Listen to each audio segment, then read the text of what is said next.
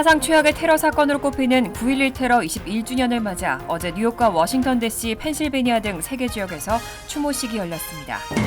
뉴욕시의 여러 카운티 하수에서 잇따라 소아마비 바이러스가 검출되면서 캐시 호컬 뉴욕 주지사가 국가 재난 비상사태를 선포했습니다. 뉴욕시 의회에서 운동선수와 방과 후 스포츠 활동에 참여하는 학생들을 대상으로 한 백신 접종 의무화를 폐지하자는 방안이 추진되고 있습니다. 제닛 옐런 재무부 장관이 유럽연합의 러시아산 원유 수입 금지 조치로 올겨울 유가가 다시 급등할 수 있다고 밝혔습니다.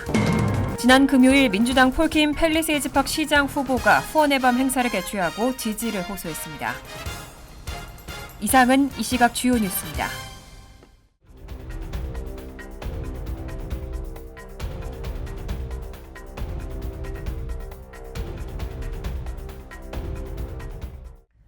시청자 여러분 안녕하십니까? KBN 뉴스입니다.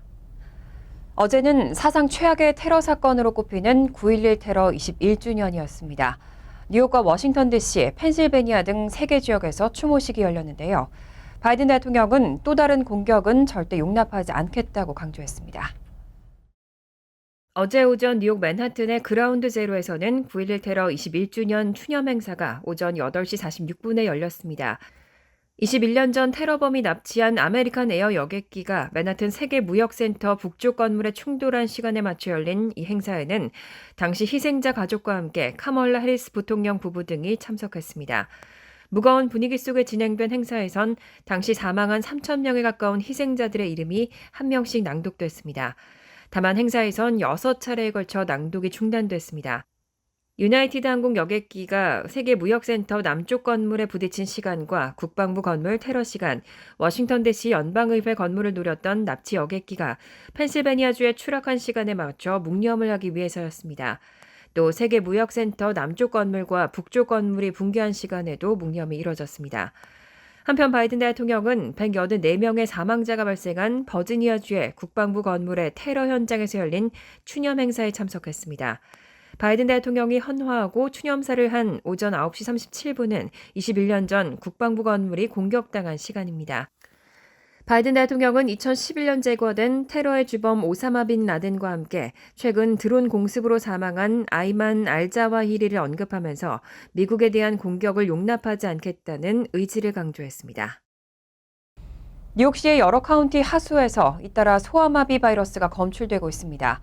캐시 호컬 뉴욕 주지사는 국가 재난 비상사태를 선포하고 바이러스 퇴치에 적극적으로 대응하고 있습니다. 뉴욕주 보건당국은 지난 7월 북부 락랜드 카운티에서 10년 만에 처음으로 소아마비 발병 사례가 확인되자 하수도에서 바이러스의 징후를 확인하기 시작했습니다. 가장 최근에는 지난달 롱아일랜드 나소 카운티의 폐수 샘플에서도 바이러스가 발견됐습니다. 소아마비 바이러스는 이전에 뉴욕시와 락랜드, 오렌지 및 설리번 카운티 등 3개 카운티의 폐수에서 발견됐었습니다. 캐시 호컬 주지사는 응급의료요원, 조산사 및 약사가 소아마비 백신을 투여하고 의사가 백신에 대한 대기 명령을 내릴 수 있도록 국가 재난 비상사태를 선포했습니다. 보건 관계자들은 생후 2개월 미만의 어린이와 임산부, 백신 접종을 완료하지 못한 사람들을 포함한 모든 예방접종을 받지 않은 뉴욕 거주자들은 즉시 예방접종을 받아야 한다고 강조했습니다. 또 소아마비에 걸릴지도 모르는 환자들을 치료하는 피해 지역의 의료 종사자들과 같은 특정 사람들에게도 추가 접종을 촉구했습니다. 뉴욕주 전체의 소아마비 예방접종률은 79%지만 락랜드와 오렌지, 설리번 카운티는 낮은 비율을 보였습니다. 관계자들은 뉴욕주에서 이미 수백 명이 소아마비에 걸리고서 그 사실을 모를 가능성이 있다고 지적했습니다.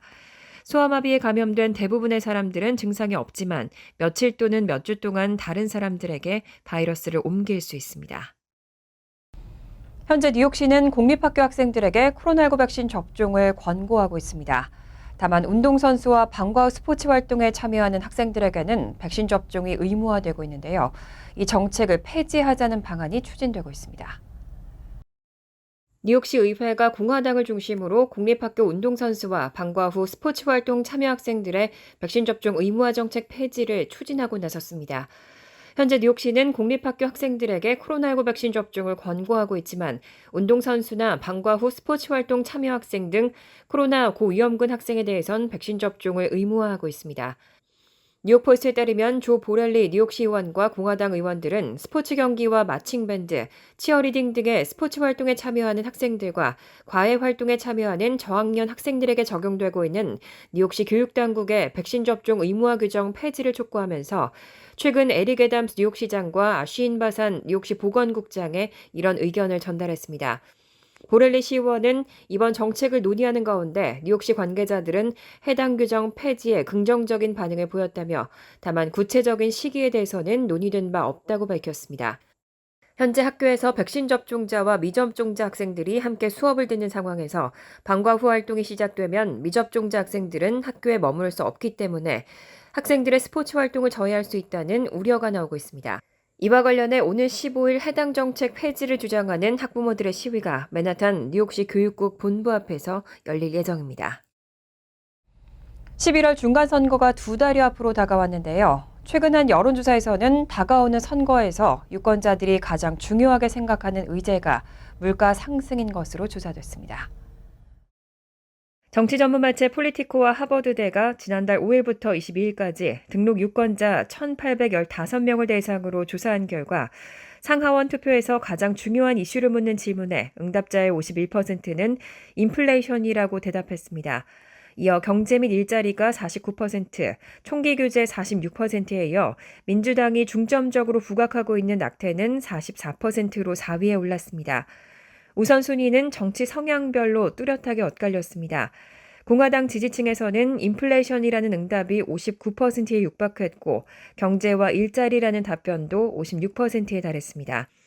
반면 민주당 지지층은 낙태가 59%, 총기 규제 54% 등 정책에 한층 무게를 실었습니다. 폴리티코는 총기 규제가 낙태보다 중요하게 인식되는 것은 지난 6월 대법원에서 낙태권을 인정한 로데 웨이드 판결을 뒤집은 이후 낙태가 최대 이슈가 될 것이라는 예상을 뒤집은 것이라며 이는 민주당 입장에서 낙태 이외에도 집중해야 할 이슈가 많다는 의미라고 지적했습니다. 로버트 블랜든 하버드대 교수 역시 낙태를 넘어 총기 문제에 이목이 더 집중된 것은 놀라운 일이라며 여론이 가장 최단 기간에 두드러진 일에 쏠린 것으로 보인다고 설명했습니다. 특히 지난 6개월간 잇따라 발생한 총기 난사가 극도의 경각심을 불러일으킨 것 같다고 분석했습니다. 제닛 옐런 재무부 장관이 유럽연합의 러시아산 원유 수입 금지 조치로 올겨울 유가가 다시 급등할 수 있다고 밝혔습니다. 또 경제 침체 가능성에는 금리 인상으로 인한 자연스러운 리스크이고 계속 모니터링하고 있다고 설명했습니다. 제닛 옐런 장관은 어제 CNN의 State of the Union에 출연해 이번 겨울 EU는 러시아산 원유를 구매하는 것을 대부분 중단하고 유조선을 통한 러시아산 원유 운송을 가능하게 하는 서비스 제공도 금지할 예정이라면서 이로 인해 유가가 급등할 수 있다고 밝혔습니다.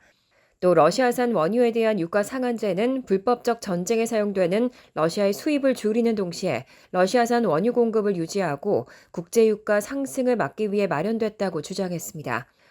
옐런 장관은 이것이 필수적인 것이라고 확신한다면서 향후 유가가 급등하는 것을 피하기 위해 노력하고 있다고 강조했습니다. 주요 7개국은 원유 수입국들이 러시아산 원유 가격을 일정 수준 이하로 통제해 러시아의 수입을 제한하는 방식의 유가 상한제를 도입할 예정입니다. EU는 러시아산 원유 금수 조치를 시행하는 12월에 맞춰 이 제도를 도입할 것으로 알려졌습니다. 옐런 장관은 또 연방준비제도의 금리 인상으로 인한 경기 침체 가능성에 대해 연준이 인플레이션 문제를 해소하기 위해 긴축 통화 정책을 펼 때 생기는 리스크이고 이 리스크를 모니터링하고 있다고 말했습니다. 또 미국의 경제 성장이 다소 둔화하고 있지만 자연스러운 현상이라고 역설하면서 훌륭하고 강력한 노동시장을 갖고 있고 그것이 유지될 것으로 믿는다고 덧붙였습니다. 뉴저지 최대 한인타운 팰리세이즈 팍은 시장과 시의원의 한인 후보들이 출마해 치열한 캠페인을 펼치고 있습니다. 지난 금요일에는 민주당 폴킴 시장 후보가 후원의 밤 행사를 개최하고 지지를 호소했습니다. 보도에 이한마음 기자입니다. 11월 본선거가 2달여 앞으로 다가오면서 한인 후보들의 본격적인 선거 캠페인이 시작됐습니다. 민주당 후보로 팰리세이즈 팍 시장에 도전하는 폴김 후보는 지난 9일 저녁 시루 연회장에서 후원의 밤 행사를 개최했습니다. 폴김 후보는 재선 시의원의 경험을 강조하며 타운 발전을 이끄는 시장이 되겠다며 지지를 호소했습니다. 근데 지금 가장도 우리가 자랑스럽고 우리가 자부심 키울 수 있고 외국 사람들이 우리를 보면서 존경하고 우리 동네에 사고 싶은 자기들도 고향을 만들고 싶은 동네를 아직 못 만들었습니다. 그 꿈을 나누기 때문에 여기 온 것 같습니다. 김 후보는 자신의 공약으로 학교 교육 시스템 개선을 통한 교육 활성화를 첫 번째로 꼽았습니다. 그리고 공공안전 강화, 브로드 애비뉴 상권 현대화 등을 약속했습니다. 이종철 전 시의원, 안용진 민주당 위원 등이 단상에 올라 폴김 후보 지지를 약속했고, 지난 2월 맨해튼에서 참변을 당한 크리스티나 유나 이 씨의 아버지 이성곤 씨도 폴김 후보의 선전을 당부했습니다. KBN 뉴스 이한마음입니다. 내년부터 단계적으로 뉴욕시 공립학교의 학급당 인원수가 축소됩니다. 캐시 호컬 주지사가 관련 법안에 서명했는데 시행 시기는 당초 의회 요구보다 1년 연기됐습니다. 지난 8일 캐시 호컬 뉴욕 주지사는 뉴욕시 공립교 학급 내 최대 학생 수를 축소하는 내용을 담은 법안에 서명했습니다. 단 시행 시기는 당초 뉴욕주 의회에서 요구했던 것에서 1년 연기돼 2023년 9월부터 시행될 예정입니다. 호컬 주지사는 뉴욕시 측에 2028년 9월까지 단계적 시행을 위해 계획 개발 프로세스를 즉시 시작해야 할 것이라고 밝혔습니다. 이 법안은 존 리우 뉴욕주 상원 의원이 발의했고 지난 6월 주의회를 통과한 바 있습니다. 이 법안에 따르면 향후 2028년까지 뉴욕시 전역 모든 공립학교에서는 기존 킨더가튼의 경우 정원을 25명에서 20명으로, 1에서 3학년은 기존 32명에서 20명으로, 4에서 6학년은 32명에서 23명으로, 30명에서 33명이었던 중학생의 경우 8학년까지 23명, 34명이었던 12학년까지의 고등학급은 25명으로 축소하게 됩니다. 단 고등학교 예체능 수업의 경우 예외적으로 수업당 40명이 허용됩니다. 하지만 학급 규모 축소에 필요한 교실 마련과 교사 증원 등에 필요한 예산 충당 방안은 해결되지 않았기 때문에 향후 문제 소지가 있다는 분석도 나옵니다. 이번 주지사 서명 후 에릭 애담스 시장도 시행 연기에 감사하다면서 예산 지원에 대해 주의회와 협력할 것을 기대한다고 말했습니다. 신용카드 회사 비자와 마스터카드, 아멕스가 총기 판매 내역을 별도의 판매자 카테고리로 분류하기로 했다고 밝혔습니다. 대규모 총기 난사 사건의 전조가 될 수 있는 대량 총기 판매를 추적하는 데 도움이 될 것이라는 평가가 나옵니다. 신용카드 회사 비자와 마스터카드, 아멕스가 총기 판매 내역을 별도의 판매자 카테고리로 분류하기로 했다고 밝혔습니다. 비자는 지난 9일 이런 계획을 발표하면서 국제 표준화 기구의 총기 판매에 대한 새 판매자 코드를 채택할 것이라고 밝혔습니다. 이전까지 총기 판매는 일반 상품으로 간주돼 왔습니다. 한편 마스터카드와 아멕스도 10일 여기에 동참했습니다. 비자카드의 이런 결정은 최대 결제 서비스 업체로서 중요한 의미가 있고 마스터카드와 아멕스의 합류 역시 카드를 발급해주는 은행에도 표준을 채택하도록 압력을 가할 것으로 보입니다. 비자는 가맹점과 은행 사이에서 중개인 역할을 하고 발급된 카드로 총기 매장에서 판매를 허용할지 여부는 은행에 달려 있습니다. 총기 규제 옹호자들은 최근 몇 주 동안 총기 규제와 관련해 상당한 승리를 거뒀습니다. 뉴욕시 공무원과 연금기금이 국제 표준화 기금과 은행에 새로운 분류 코드를 채택하도록 압력을 가했습니다. 캘리포니아와 뉴욕에 있는 국내 최대의 공적 연기금 중 두 곳도 신용카드 회사들의 의심스러운 구매를 표시하거나 총기와 탄약이 어떻게 판매되는지 더 쉽게 추적할 수 있는 총기 관련 판매를 위한 판매 코드 제정을 압박했습니다. 연기금과 총기 규제 옹호자들은 독립형 총기 및 탄약 판매점을 위한 별도의 판매자 코드 제정이 총기 폭력과의 전쟁에 도움이 될 수 있다고 주장하고 있습니다. 하지만 총기 판매의 대부분이 대량 총기 난사로 이어지는 건 아니기 때문에 총기 산업에 대한 부당한 대우라고 주장해온 총기 관리 옹호자들과 총기 로비스트들이 거세게 분노할 것으로 전망됩니다. 캘리포니아주를 비롯해 서부 지역에서는 가뭄이 지속되고 있습니다. 경작에 필요한 물 공급이 줄면서 올해 쌀 생산량은 지난해와 비교해 30% 이상 감소할 것으로 전망되고 있습니다.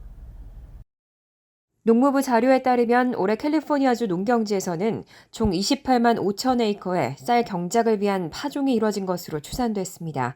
지난해보다 30% 줄어든 수준으로 1950년대 이후 가장 낮은 수치입니다.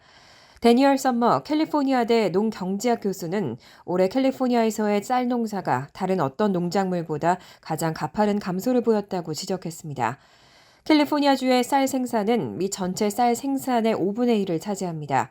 하지만 올해 쌀 생산량이 감소하면서 수출량은 16% 줄어들고 수입량은 역대 최대치를 기록할 것으로 예상됐습니다. 농부들의 수입 감소도 불가피할 것으로 보입니다.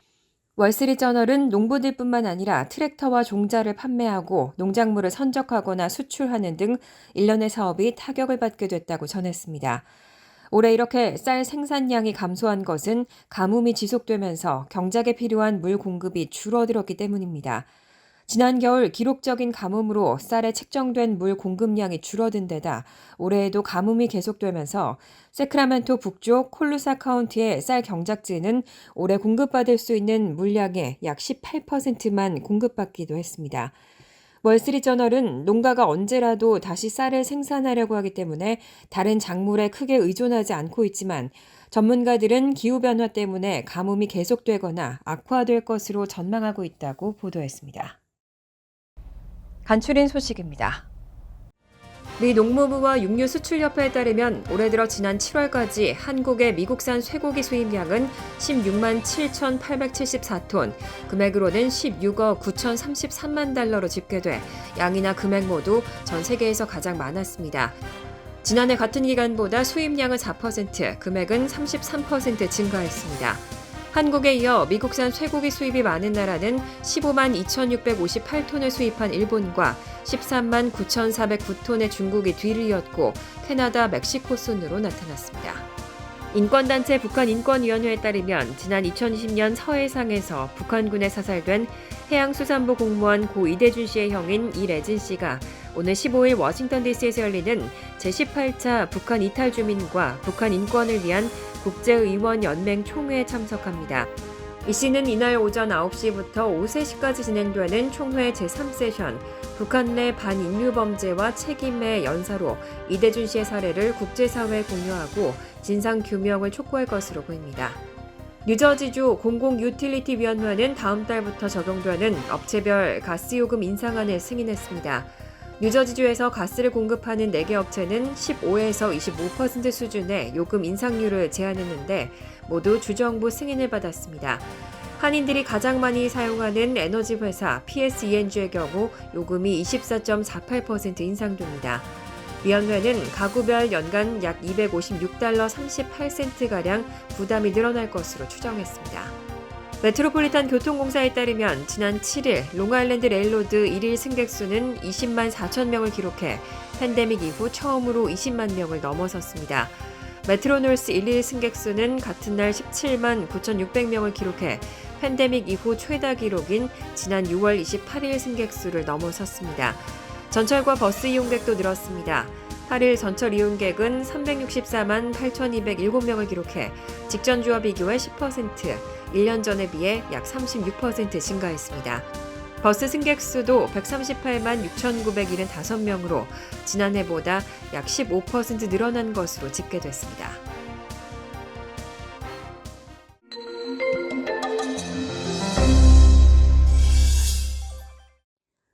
제23기 통일부 국립통일교육위원 뉴욕협의회는 지난 8일 주미대사관 신혜성 통일관이 참석한 가운데 위촉장 전수식을 개최했습니다.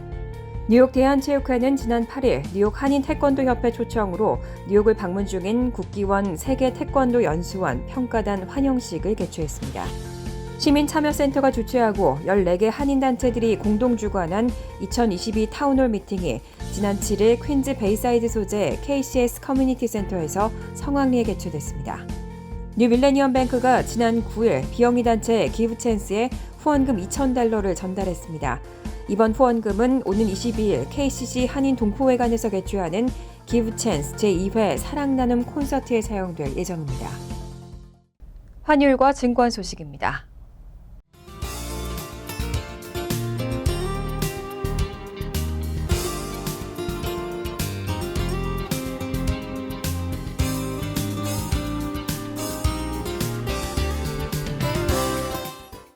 이어서 날씨입니다. 화요일은 흐린 가운데 종종 천둥 번개와 함께 소나기 내리는 곳이 있겠습니다. 낮 최고 기온은 81도, 섭씨 27도, 밤 최저 기온은 64도, 섭씨 18도로 예상됩니다. 수요일은 화창하겠습니다. 목요일도 화창한 날씨가 이어지겠습니다. 이상으로 KBN 뉴스를 마칩니다. KBN과 함께 즐거운 저녁 되시기 바랍니다.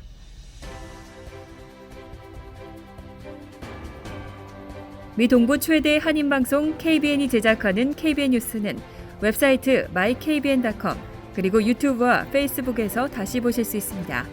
좋아요, 구독, 알림 설정은 뉴스 제작에 큰 도움이 됩니다.